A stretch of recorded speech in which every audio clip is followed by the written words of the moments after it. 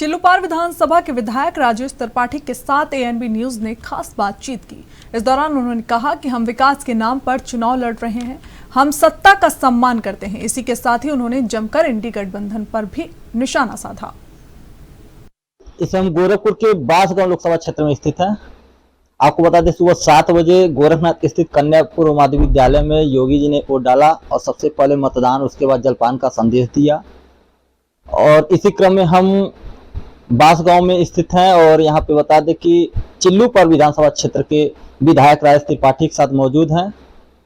आइए उनसे जानते हैं आज का माहौल क्या है, आज जो लोक पर्व है क्या उम्मीदें, क्या दार है, और जब मार्केट में गए या वोट डालने गए तो क्या इनको लगा, क्या स्थिति है, क्या ये 400 पार होंगे या नहीं होंगे। आइए इनसे बातचीत करते हैं। जी, सुबह जब आप वोट डालने गए तो क्या माहौल रहा? सुबह 8 बजे मैं अपने पैतृक गांव सीधे गौर मैं पत्नी के साथ पहुंचा और वहां लाइन में लगा और लाइन में लग के फिर मेरा जब नंबर आया तो मैंने वोट डाला। और मेरा वोट मेरे परिवार का वोट राष्ट्र के नाम, विकास के नाम, विरासत के नाम, भगवान श्री राम के नाम और अपने देश के बच्चों के भविष्य के नाम मैंने वोट किया। और एक लंबी लाइन, महिलाओं की भी लंबी लाइन वहाँ थी और पुरुषों की भी बहुत लंबी लाइन थी और काफ़ी उत्साह था लोगों में और उत्साह के साथ लोग वोट डाल रहे थे। मौसम भी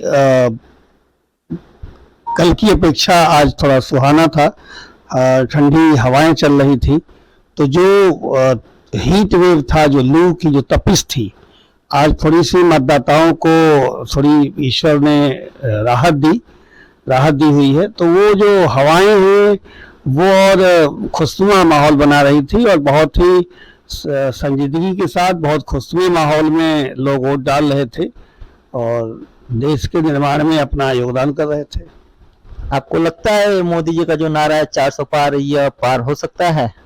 अब बिल्कुल, देखिए, अब हर आदमी अपनी अपनी जिम्मेदारी निभा रहा है तो इसलिए भरोसा है कि 400 पार होगा। जैसे हम लोग बांसगांव विधानसभा में रहने वाले हैं, हमारी कॉन्स्टिट्यूंसी चिल्लूपार है, तो हमारे यहाँ हम लोगों ने सब ने अपनी जिम्मेदारी निभाई है। जो लोग लाभार्थी हैं उनको हम लोगों ने उनके घरों पे दस्तक दी है, उन्हें समझाया है।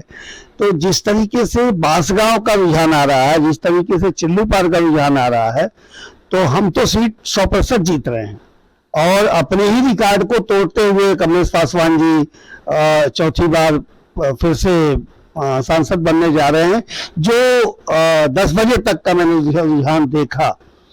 तो इस स्थिति से मुझे लग रहा है कि अगर बांसगांव में हम चौथी बार फिर से बनने जा रहे हैं तो चौथी बार कमलेश पासवान और 400 पार मोदी सरकार।